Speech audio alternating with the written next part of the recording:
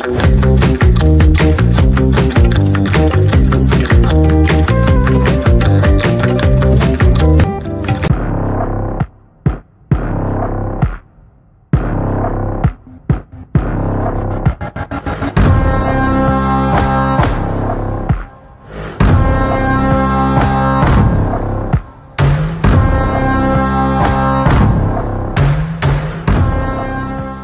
Gaiea, that's a very beautiful name. Om Siddha Lakshmir Moksha Lakshmir Jaya Lakshmi Saraswati. Short mission section, there was something called Devam Bhutva Devam Yajet. What does that mean? So what led them to teach Sanskrit? I mean, there must be something, because in India they say Sanskrit is a dead language. So how do you challenge that perspective? Samaveda, into Drupad, and into Mudra, those three things. So that's hopefully come next. Right, so that's your next project you're working on. Yeah. That's amazing. So while you were doing this documentary, did you find any connection with the Celtic language, like the Gaelic or the Irish language? Any connection? Well, John Dillon in Ireland, and he had written a book specifically about Celts and Aryans, and that book contains many links, which just struck home is that Sanskrit is an accent-less sound system. That is so true. In Parnani's coded way, or is some people describe it as the eighth wonder of the world. If you had a virtual assistant like Alexa or Siri who can speak Sanskrit, okay, what would you name her, and what would you ask the first thing to her? Ooh, wow, that's such a great question. Do you believe in aliens? Yeah. Yeah. So on a personal note, Gaiea, you know, during my late 20s, I had a lot of challenges in my life. I was struggling with the mental health, and I was in India, in Delhi, and I was cheated by a property dealer, and I lost all of my life saving, you know, and and I had a heartbreak as well. So many things happened during my late 20s. 7-8 years ago when I first heard your voice, and it has had a lot of impact and profound impact.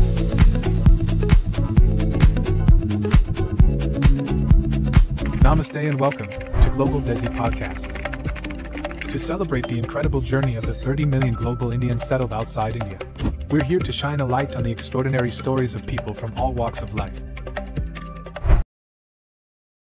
Welcome everyone. I'm thrilled to join by a captivating artist, Gaiea. That's how you pronounce your name? Yeah. So many of you might already be familiar with her enchanting voice. She sings in Sanskrit, and for those who haven't had the pleasure, Gaiea is a YouTube sensation with like more than 53 million views on her YouTube channel. Yes, that's what I checked last night. And thousands or millions of followers are moved by your music. She's also released a documentary film which is called Sanskrit Film, which we'll talk about it later in this interview. So let's welcome Gaiea and deep dive into her music, her passion, and her incredible journey with Sanskrit. So Gaiea, that's a very beautiful name. So is there a story behind it, or is this a real name, or what's the story behind it? Does it hold any meaning? Well, I suppose it started with my mum, because she had a list of names to give me, and when I was born, she didn't give me any of her list of names. She just looked at me and said Gabriella. So Gabriella means like messenger. So to me it's to do with communication. Already she gave me this name. And the syllable Ga, which begins Gabriella, is to do with singing sound. And when I was sitting in a cafe with my friend in London, I said I want to start singing and recording songs under a different name. And I couldn't think of a name. And we were just sitting in the cafe, and he said, what about Gaiea? And we realised that's Gabriella without the consonants. Yeah, so you use the Ga sound in your name, okay. So what's your connection with Sanskrit? How did all it started? So can you tell us more about your journey with Sanskrit language? Well, the connection with Sanskrit is sort of unchosen by me. It's just pure chance. I was born to parents who went to and my dad still goes to a philosophy school, and in that philosophy school they teach Sanskrit, and the school my parents sent me to teach Sanskrit, and so I learned it from the age of 4 at school. And my mother and father, they were already reading Bhagavad Gita, reading Upanishads. So both of your parents? Both parents reading and writing Devanagari. And their pronunciation is not the best, but they were brought up in the West, so how could it be? And they haven't. My mum has been to India with me since, but my dad hasn't been, but they still sound the prayers out loud, they'd still studied it. So when I was born into that family that already treasured that lineage. So you said, I mean, I read about it, about you, that you were introduced to Sanskrit sounds in the womb when we were in mother's womb. So I mean, does baby really listen to what mother is saying or listening? Do you think Well, I've heard two things. One is that the ear, the auditory sense, is the first sense to develop in a fetus. That's one thing I've heard. Okay. So therefore it makes sense that a baby in the womb would be hearing not only sounds within the body, but the sounds out loud. And even though the intellect is not developed to be able to understand the sounds, the vibrations would be received by the fetus. And the other thing is that I saw the other day that upon a baby being born, the sounds that are heard in the wherever you're born, in the room, are very important. So to be careful what you're playing, whether it be a TV show, whether it be music, or whether what you're saying at the moment of birth to the child is very important. Oh, that's so amazing. So, apart from your parents, is there any other gurus or influential person or any mentor who guided you in your journey to Sanskrit? Well, I had great Sanskrit teachers at the school I went to, St. James. Right. 4 great Sanskrit teachers. Okay. Then after school I had another Sanskrit teacher that was like an interim and that helped me before university and after university, and of course during university I have had some great Sanskrit teachers. And then after many trips to India, I met a great Sanskrit teacher in two great Sanskrit teachers in Pondicherry, and then I have some really great friends and guides and teachers in Ireland who have been many times to India. Oh yes, I remember there's someone, what's his name? He's called Rutger Kortenhurst. Right. He was given Padma Shri Award in India for Sanskrit services to education. Amazing. So you had a lot of influence of Sanskrit in your life. So I was reading your website, and on your About Me section there was something called Devam Bhutva Devam Yajet. What does that mean? I mean, why did you put that in your About Me section? Can you elaborate on that, please? So the thing is, I suppose I grew up in a country where I had no specific religion. Like my mother was Catholic, and I suppose if anything, that's the religion I might follow. But I don't follow it particularly. But I have that connection through my mother and all her family, and I respect it very much. And I haven't grown up with temples. So I've grown up here, and I know there are temples in London. I visited them once or twice, but I haven't grown up with that regular feeling of going to a place of worship. And so the ultimate, I suppose, thing that I've found so far is that the temple is in your heart. That's the primary temple.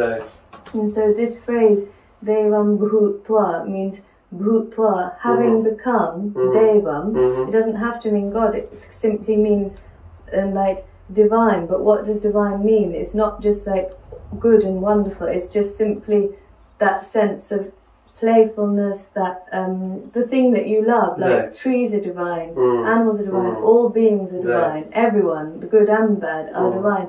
But what's that spark, that essence of divinity? It's like that which we see when a baby is born, that's which we see in the puppies, the kittens, you know, that sparkle of divinity.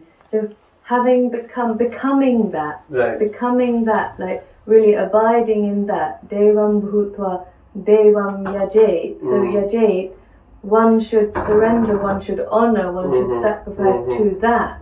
So it's like realizing that is the essence of being, then honor that in all your decisions. You know, when you're choosing what job to do, when you're choosing what to do every day, how to live, how you interact with people, honor that all the time. Keep going back to that. So being divine yourself, honor that. So Saraswati, Durga, Shiva, Parvati, Lakshmi, Ganesha, Hanuman, they're great teachers, but the essence of everything they teach is all within us anyway. So it's just a divine spark which everybody has, but you just need to find that spark, isn't it? So you found that spark in Sanskrit? I definitely have had glimpses of it, right. but with not an academic by any means, even though I went to university to study it. But I found that for me personally, because everyone's different, and I guess I most connect to the sounds, so I found that in the sounds. Amazing. So you talked about that you studied in St. James School. I've seen a video on YouTube where they teach Sanskrit at the school. So what led them to teach Sanskrit? I mean, there must be something because in India they say Sanskrit is a dead language. So how do you challenge that perspective? Whereas in Western countries, even in Germany, I live in Edinburgh. Edinburgh University had a chapter of, not a chapter, a division for Sanskrit language. But unfortunately, when the professor retired, it's no longer offering the Sanskrit language. So, what in India they say that Sanskrit is a dead language. So how do you challenge that perspective, and why Western countries are more getting into Sanskrit? So how do you see that? Well, the thing is, I suppose, and one academic view of things is that there's an original language which we don't have access to anymore, which they call in Proto-Indo-European, right. And from that come all the European languages and the Indic languages and Sanskrit. And Sanskrit is one of the oldest of all these languages. So therefore, Sanskrit, if you look at it as a system of sounds, right. Those sounds you could look at as the roots of all the languages in the European region and the Indic region today, and therefore the structure of Sanskrit might be used mainly academically now and not on a day-to-day level to talk about day-to-day things, even though, as my teacher in Pondicherry has shown, that is possible. You can use Sanskrit to be spoken, and I heard that in India they had there was a time when Sanskrit might have been given as the official language of India, but it wasn't. It made, or the second language, I think it became English, didn't it? I'm not sure, but something along those lines. So it is possible to speak Sanskrit, and the sounds of Sanskrit are present still today. So if you go beyond language to sound, which is common throughout languages, then if Sanskrit is representing those sound vibrations, how can sound ever be dead? And Sanskrit is holding those sound vibrations in a sort of a perfect structure, a bit like in chemistry, in science, the periodic table has the elements and structure. Sanskrit is one of the oldest languages alive today, which has that sound system in place, which makes it so much clearer to understand the essence of that which we're trying to describe. And therefore, how can that not be anything but alive? How can it not be alive? So you mentioned that the sound of Sanskrit has an impact on Western vocabulary and language as well, like Indo-European language. So I heard about, I've seen an interview of the I think it was Lithuanian ambassador to India, Diana, I can't pronounce the last name. So she mentioned that Sanskrit is the sister language for most of the Baltic language, including the Lithuanian language and the Latvian languages. So how do you think these sounds have traveled, if we consider that Sanskrit originated in Bharat, India? So how did this sound reached, or this impact of those sound reach to Latvia, Lithuania or other Baltic region, which is like 600, 7,000 kilometers away? So, well, I'm not sure if anyone really knows the answer to that, but there can be speculations. Like one speculation might be the sounds were alive everywhere at one point. One speculation. Another speculation could be with the migration of the people from the very North Indic region in Afghanistan, present-day Afghanistan, Pakistan, Cambodia, Vietnam. Peoples from across there travelled across right through the West, and with their migration or with their movement, the language came. But you mentioned I had been part of this Sanskrit Pilgrimage series, and in that film we have an episode set in Ireland, and we meet a lady called Ruth at a site in Ireland, and she helps to explain how the travel could have happened, but I would say it's hard to really know for sure. Right. So let's now the appropriate time to talk about your documentary, the Sanskrit film. So tell us more about it. Why did you took this journey to British Isles? Why did you focus on this region? And what surprised you during your research? And tell us more about your Sanskrit film documentary. Well, I suppose up until all that COVID time and the nation's lockdown and that across the world, travel was getting bigger and bigger, and obviously it still is a big thing, and travel really opens our eyes to other cultures and other people, and it educates us. But one thing I suppose really struck home was that the land where I live is beautiful, is sacred, and I had never really respected that land where I lived. I had always wanted to go elsewhere. I wanted to go to India, Africa, America, all these other continents to experience. But the land, wherever we are, the land is sacred. So because I happened to find myself, obviously, in the British Isles, and travel was a bit difficult for quite many years, as we all know.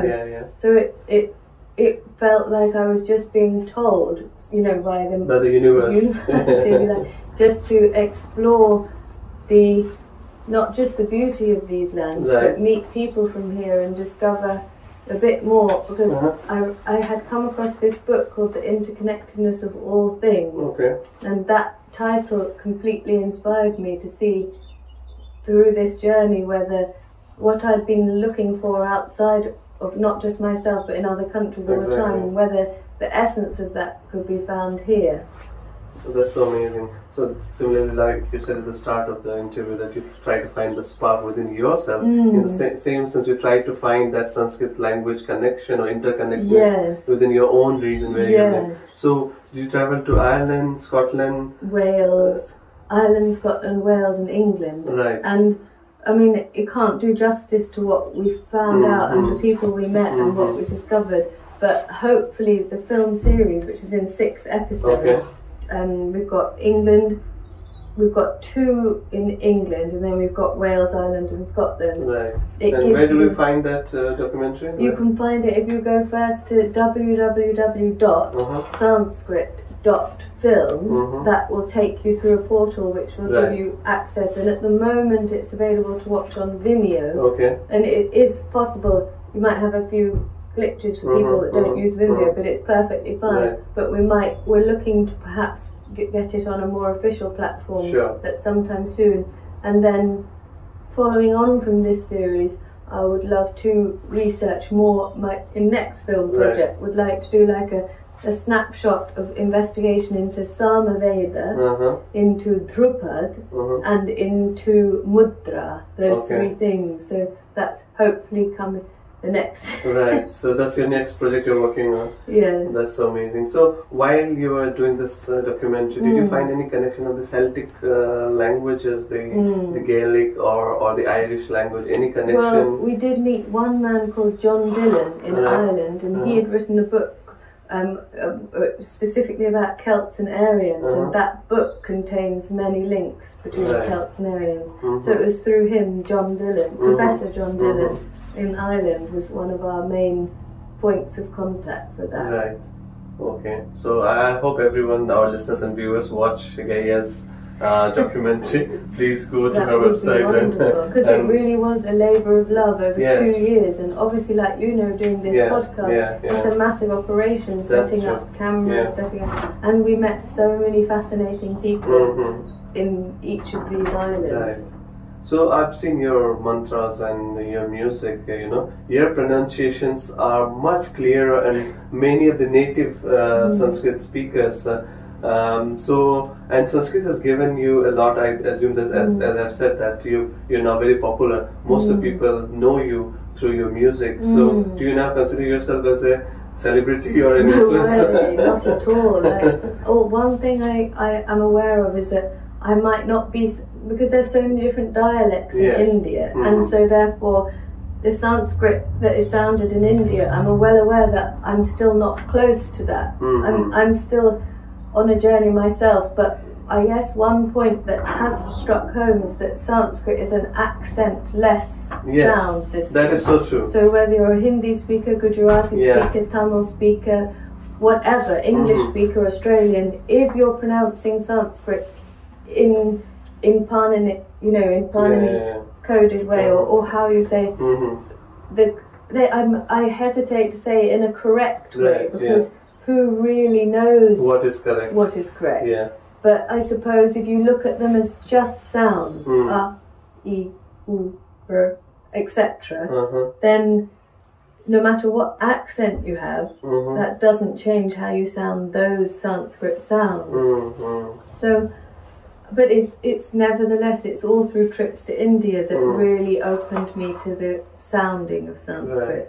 So have you been to the village in Karnataka, Matunga, or some Mathur village. Mathur village, where everyone speaks Sanskrit? So have you been to that I have hoped to go there and stay there, and I was due to stay, but it hasn't happened yet. So I've been to the location of the village, but I haven't stayed there. So hopefully soon. Yes. Do you read Sanskrit? The Vedic literatures a lot, like the Vedas, the Upanishads. Have you read them? And what have you discovered? What is the one thing which has probably changed your perception of life or anything? What is that you found which maybe we are not aware of from the Vedic literature? Is there anything? Firstly, for sure, certain I haven't found anything that you're not aware of in ourselves. But secondly, I grew up with that exposure to the Upanishads through many philosophy retreats, and obviously in my school days we were continuously exposed to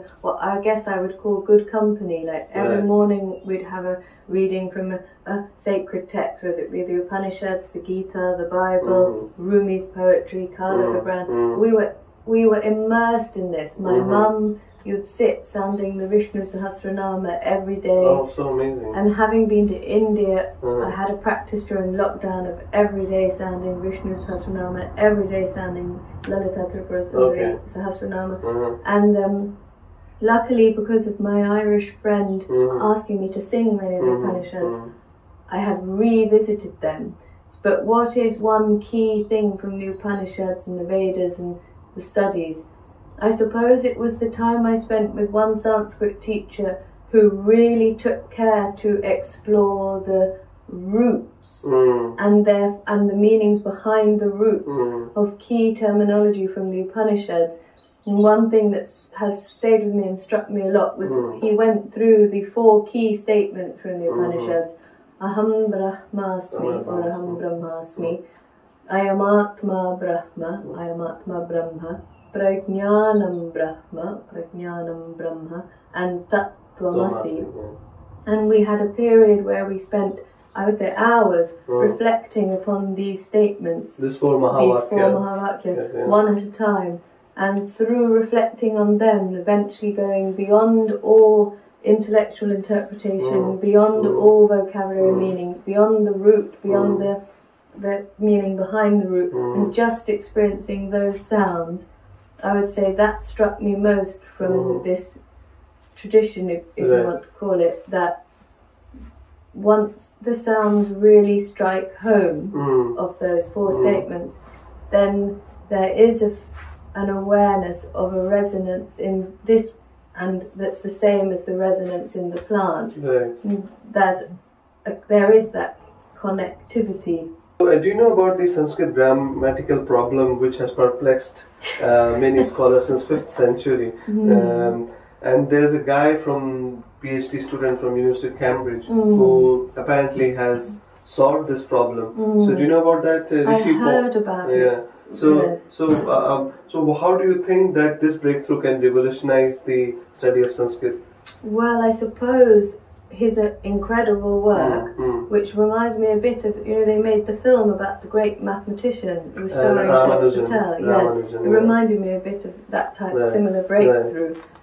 It would be great if they made a film about Dr. Rishi's discovery, but I suppose it revolutionises the impact of Sanskrit and our awareness of Sanskrit as a modern society, in that, firstly, to me, it brings home that we think there's lots of modern developments now, but I would propose that in the ancient civilizations there were way more advanced developments that we're nowhere near yet reaching. Like whether it be through time travel. I mean, this is sci-fi stuff, but I still say that because it's mentioned in the Vedas, like, and being able to become invisible, be able to become massive, all these wacky things. But I would say that Dr. Rishi's discovery does make it very clear and emphasizes the scientific impact of the Sanskrit sound system or language system, and Panini's work is like some people describe it as the eighth wonder of the world, and the fact is that he already had a system in place which was perfect, and so many scholars have tried to figure out what he was trying to say and add things to it, but that wasn't necessary, as Dr. Rishi discovered what Panini already has in place.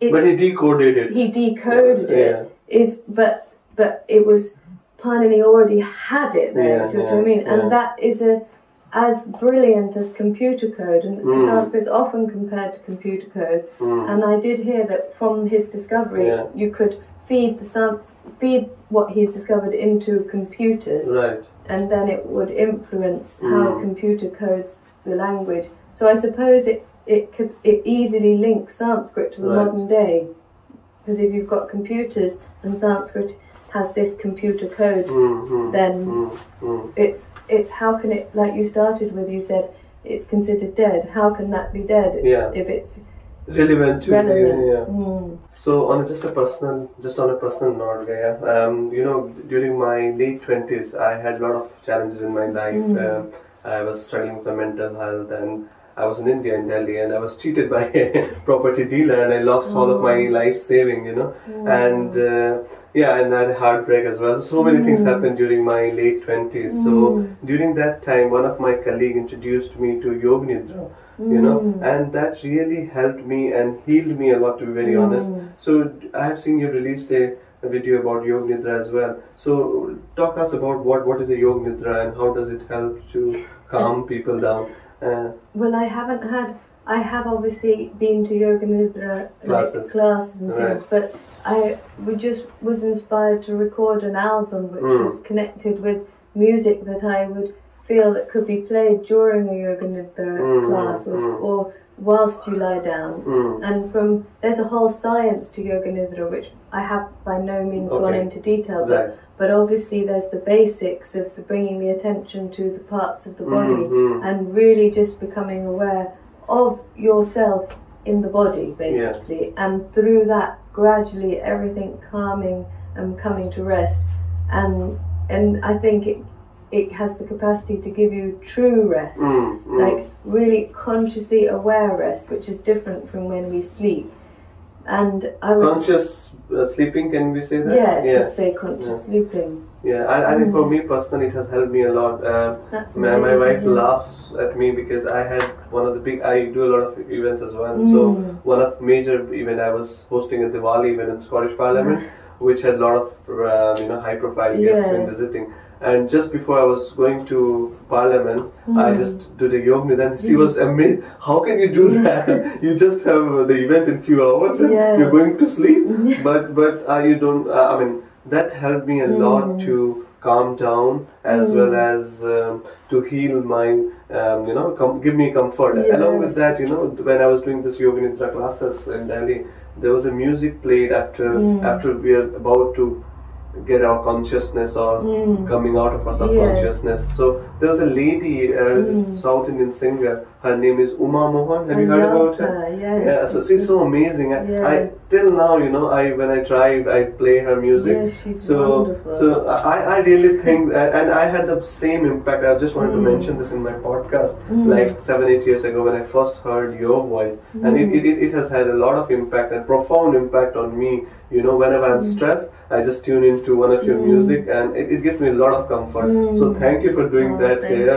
So I always wanted I manifested to interview you, and today we are here interviewing you. So I'm really thankful to that. So I really hope that someday you and Uma Mohan can collab and do an album together. Because that would be fantastic, you know. I'll try to find her contact and do podcast with her and mention that as well. Please. Yeah, so I would really love that. Two of my favorite Sanskrit singers doing an album together. It would be a dream project. Absolute honor. Yeah. But I feel, you know, she's like a big sister. Yeah. Or like, yeah. Have you met her? Never met her, but that's the feeling. It would be really a great privilege to be able to record something with her, because it's been a big sort of dream, like you said, you manifested this for a long time. I would love to meet another woman who together we could chant Sanskrit mantra in absolute perfect precision together, but also melodious. Right. And then we could sing Sanskrit in perfect pronunciation, in harmony with each other,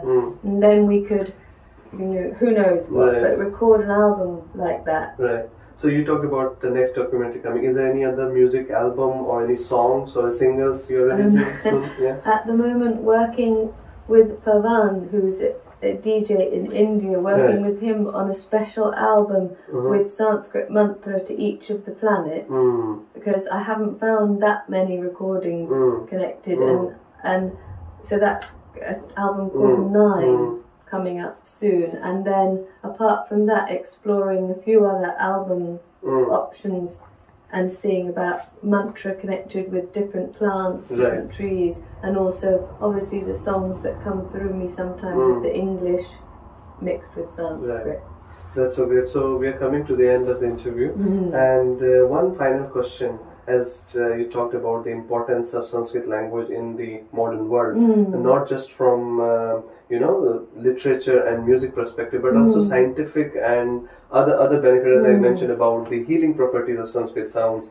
And many researchers in America, Germany, they have been doing research on the ancient text, for example, the Viman Shastra, the aviation science of the ancient world. And also, exactly, that's one of their amazing technologies. Yes, and mathematics as well. And as well as I work in IT, so the artificial intelligence, the AI, is a new big thing. And there was a paper in 1990s, I think, from Richard Rix, a scientist who did the research and said that Sanskrit is the most suitable language for machine learning and AI. So there's so many studies which says about that Sanskrit can be the language of future, you know, which can help to teach, you know, machine learning, to teach the robots to.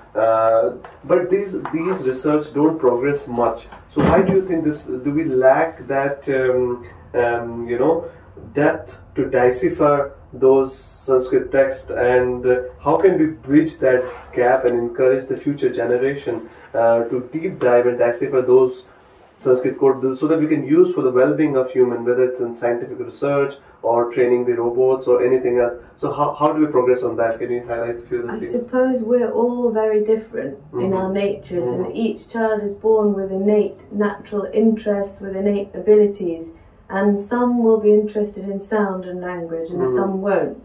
And those, I suppose it all comes back to the education system. If an education system is available which nurtures and nourishes each child as an individual, not just as part of like a number system of a whole class. But for instance, I have a great teacher who's younger than me. He's Suhasaji, I call him. And he's now living in Canada, but he spent many years studying for his PhD and has recently been translating many Sanskrit poetics on love. And he's saying that there is so much about the love making, love, the art of love, and like he is showing, there are so many Sanskrit texts waiting to be translated, or Sanskrit texts that need translating, need exploring. But obviously if the interest isn't there in the young people to devote, like Suhasaji has, to this, then there's nothing we can actually do. But it goes back to the education. If Sanskrit is, I suppose, any teacher who loves their subject has an impact on the pupils. If a teacher loves mathematics and the pupils are learning, then there'll be 1 or 2 students in that class that that are just going to completely resonate and go on to be mathematical geniuses. Right. There'll be 1 or 2 students in the class that, if the teacher loves Sanskrit, like I experienced at my school, there'll be 1 or 2 that go on to study it. I suppose as back to the education, as long as you're nourishing and nurturing teachers who love their subject and who don't just have to teach to survive, which I find is coming because society, everything's getting more expensive, cost of living is difficult, so more and more, I remember my mum saying to me about the professions nursing and teaching, they most of all need people who do it for the love. And that's obvious, but because they're not very high paying job, whether it's nursing or the teaching. Not just that. I mean, they could be super high paying. That would be great. But even that aside, they still need the people who really do it for the love. I remember in our school we had so many teachers growing up who had, not so many, but a few who had given up careers that paid them well in order to devote their lives to working with young people. I think the more we have people like this in the education system, obviously in India the Sanskrit's readily available in a lot of schools, but yet still people are saying to me, oh, I stopped paying attention in my Sanskrit class, or, I mean, but still so many people in India do still have access to Sanskrit learning, but they're more drawn to maybe computer science or other things. So I suppose... So what are some of the practical steps you can provide? I have no idea. Right. But the only thing is, I know that there is a lot of beautiful work happening, and because otherwise I would never have had access to those teachers in India.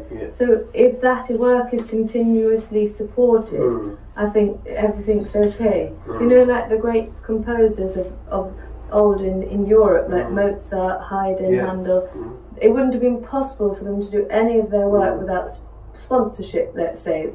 Their families were not rich, but they had sponsorship. So I suppose if the sponsorship, if the support of this continues, everything's okay. There'll always be people, because I have teachers I couldn't, more than I could mention, who have been so inspiring. And I know there's going to be those teachers around the world, not just in India. So the more it has support, and the more, like you say, it's shown that it gets exposure, like Dr. Rishi's work in Cambridge, like the articles on science and Sanskrit connecting, but for me, I suppose I just have to stick with what comes naturally, and that's just work with sound.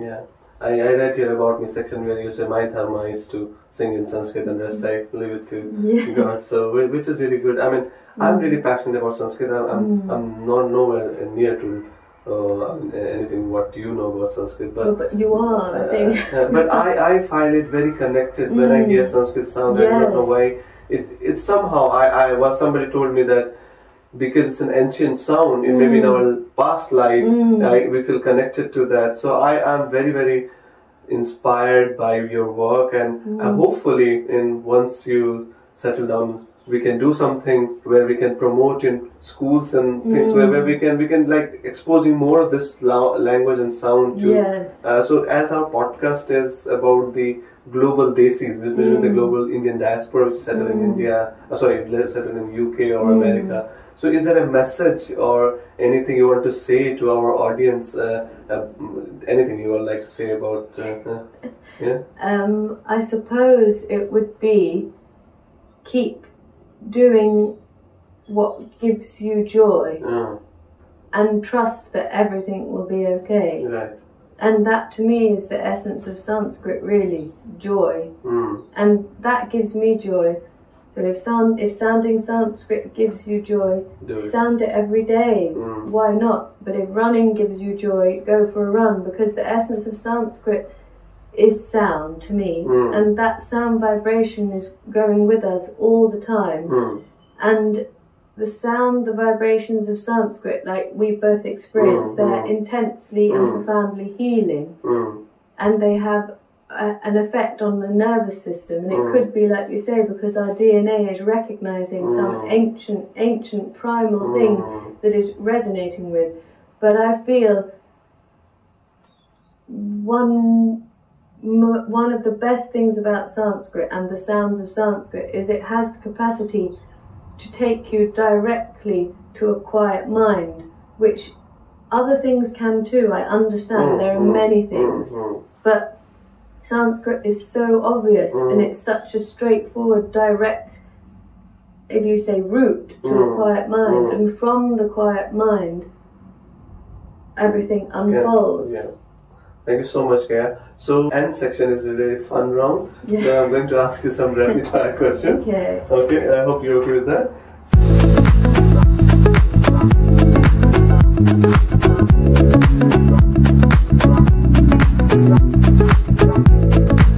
So, if you had a virtual assistant like Alexa or Siri who can speak Sanskrit, okay, what would you name her, and what would you ask the first thing to her? Ooh, wow, that's such a great question. So my daughter helped me to find this question. I would most probably name the virtual assistant Shambhu. Shambhu, okay. Yeah. And what did you ask first thing to Shambhu? Like I can ask any question at all. I would most probably ask, wow, if I could ask my virtual assistant anything, I would ask what happens to the soul upon death. Okay, that's good. So, if you have to travel back in time and meet one of the ancient Rishi or the sage, whom would you like to meet, and what and why? Yeah. I would like to meet one of the ancient Rishi or sage. I mean, I suppose I have two answers. Yeah.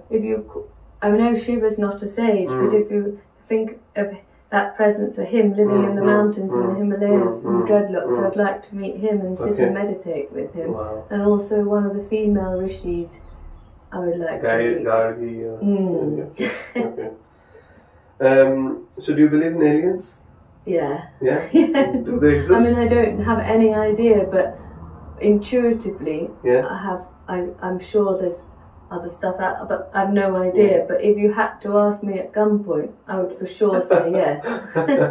So hopefully they recognize the sound of Sanskrit and we can communicate with them. So one last one. What is the best piece of advice you ever received? My mum said, yourself is your best friend. Thank you. So thank you so much, Gaiea. So to end this podcast, I would like you to sing few stanzas of one of your favorite music or slokas for our audience, please. Okay. Just 2 lines is enough. Okay, I'll sound one. Yeah. This is my favorite at the moment. It's for Lakshmi. Right. Om Siddha Lakshmir Moksha Lakshmir Jaya Lakshmi Saraswati Shri Lakshmir Vara Lakshmishcha Prasanna Mama Sarvada Prasanna Mama Sarvada Prasanna Mama Sarvada. Thank you so much, Gaiea. Thank you. And that transcended me to another world. Thank you so much. Thank you for joining us. And I will put the link of Gaiea's YouTube channel and her Sanskrit film link over here. I hope go and support her, people like her who keeping this tradition of Sanskrit alive even in UK. So look forward to having a longer conversation with you on some another time. Would be wonderful. Once you release your next album. Okay. Thank you so much. Thank Namaste. you.